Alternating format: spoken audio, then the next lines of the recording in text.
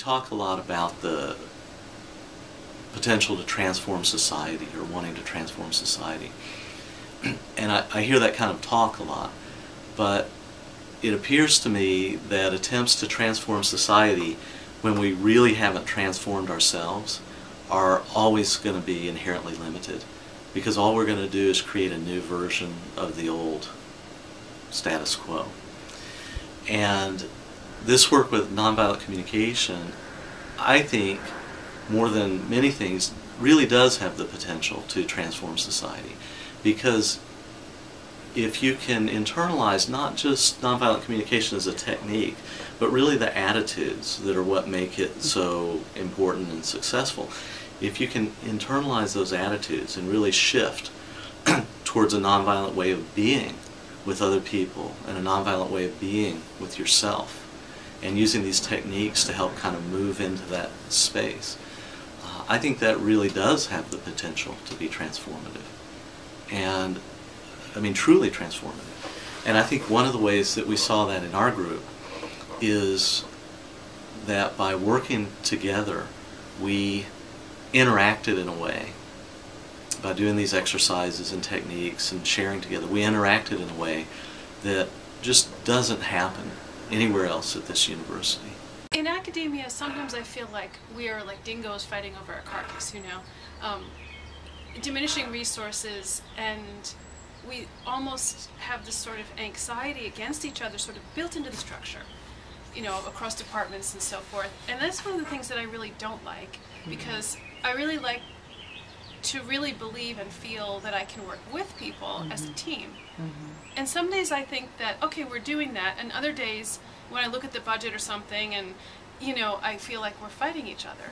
And I think this is a way to kind of really call our attention to maybe the idea of teamwork more than some of the other structures in the university do, and hopefully be complementary in some way, and also kind of pull on that other part, which really bothers me sometimes. In other meetings, I'm always a bit cautious about sharing anything personal. I'll keep it on a very different level. I won't go into anything that I think touches on the real me. You know, I'll have a persona that I present to the rest of the world. And so I think I do that, and I think a lot of faculty do that in other meetings. They have their meeting face, and so they'll certainly express what they're thinking, but they're not going to get to a personal level. They're not going to say, you know, like Rosenberg's recommendation that we identify our needs. For us to say out loud, this is what I need from the group, oh my gosh, I don't think that would happen. And our culture at Newman is pretty good because it's small, we know each other. Well, the goal here, I think, if there was a goal, was to really work with understanding the nature of communication and how our communication affects others, and how we can be more effective in making our needs known and not just simply trying to accomplish a particular task. So a sensitivity to that, whereas typical faculty meeting is business oriented, and while we might talk about broad ideas, it's always down to, well, what do we have to get done? So the goal here was more of an intentional relating. There's so many things about the group that I liked. I liked the opportunity to relate to colleagues in a new way, in a more kind and gentle way, in a way that was focused on process and not just task driven, which was so nice. I loved the introduction to the material, and I'll talk just a minute about that. I feel like I'm a communication professor. I've been studying communication for the last, I don't know, 25 years. And this was a way of thinking about communicating interpersonally that I'd never been introduced to. And so in some ways I almost felt silly or naive, or like I'd really missed something for the last 25 years of my career that I hadn't thought about communicating and relating to others in this way. I also find it to be the most challenging communication concept that I've ever tried. And I feel myself wanting to do this in my personal life more. Might be a good place to start is the whole idea of trust that developed over time. Because when we started, we came together because we were interested in an idea, but what really happened was the building of relationships, where we began opening up things that we wouldn't necessarily share with others, and the group became a safe place to do that. And we interacted in a way that just doesn't happen anywhere else at this university, in my experience. And I think we all experienced that as transformative.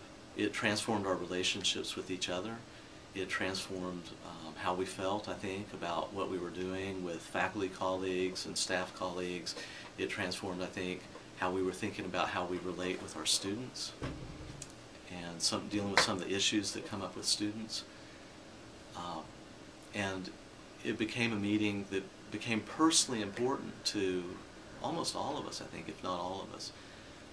And something that we actually looked forward to, because it was kind of a respite from the normal way of interacting that we have at meetings and kind of carrying on our business. So to me, that was very transformative. From a process or format perspective, I loved that time. Sometimes it was so hard to make time and get away from my desk to go join the group, but it was always relaxing, grounding, took me back to really thinking about what's important in my life and just slowed my pace down. So I appreciate the way that you structured the experience for us to make sure that we were slowing down and really talking about things that matter in our lives and not getting caught up in the silliness of the bureaucracy of the organizations. I like the idea of a sort of open circle. So it wasn't that we're all completely, the circle wasn't closed, there was an opening up to at least some space over that side because there's not benches there. And I think that open circle is a good metaphor. I think that the passing of the item, the ball or the, whatever it may have been that we used at different times,